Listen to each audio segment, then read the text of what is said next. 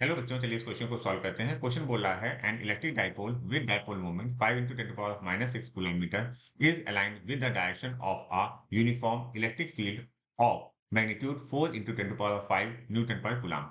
The dipole is then rotated through an angle of 60 degree with respect to the electric field. The change in the potential energy of the dipole is आपको change in potential energy पता करनी है। तो सबसे पहले question को समझने की कोशिश करते हैं।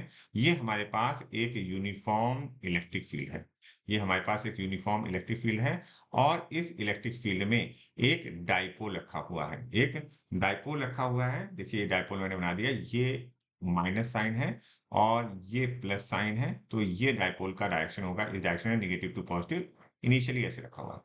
फिर क्या होता है, उसे रोटेट कर दिया जाता है। अब ये डाइपोल की जो पोजीशन होगी, अब ये डाइपोल कुछ ऐसा हो जाएगा, प्लस इधर हो जाएगा, माइनस इधर हो जाएगा और ये एंगल जो है इलेक्ट्रिक फील्ड से that is going to be 60 degree. अच्छा, इस क्वेश्चन के लिए हमें कौन से फॉर्मूले की जरूरत होगी? सबसे पहले आपको फॉर्मूला पता होना चाहिए। यू जो पोटेंशियल एनर्जी है that is equal to minus of P E.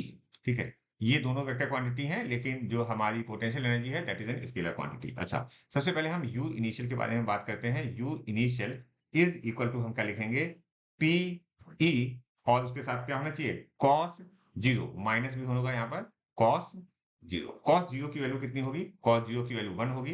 That value comes to be a minus of PE. अभी मैं पी और ई की वैल्यू नहीं रख रहा हूं, जब जरूरत पड़ेगी आखिर में तब रखेंगे। अच्छा, यू फाइनल के बारे में बात करें तो U final is equal to minus PE cos 60।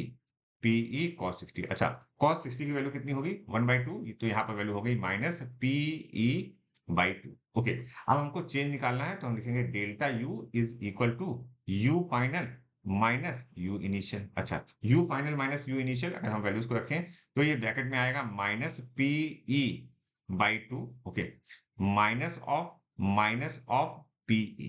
Clear हो गई बात? इसको अगर आप सॉल्व करोगे देखो ये माइनस का हो जाएगा, ये प्लस का हो जाएगा। तो यहाँ पर जो वैल्यू आएगी दैट इज पीई बाई 2। अच्छा, पी की वैल्यू हमें क्या दी हुई है? अगर आप ध्यान से देखो तो पी की वैल्यू दी हुई है 5 into 10 to पावर ऑफ 6। तो हम लिखेंगे 1/2 multiplied by 5 into 10 to power of -6 multiplied by E की वैल्यू। ई की वैल्यू हम क्या लिखेंगे? 4 into 10 to पावर ऑफ 5। तो यहाँ क्या हुआ? 2 2 इन जा 4। ओके, और यहाँ क्या हुआ? 5 2 इन जा 10।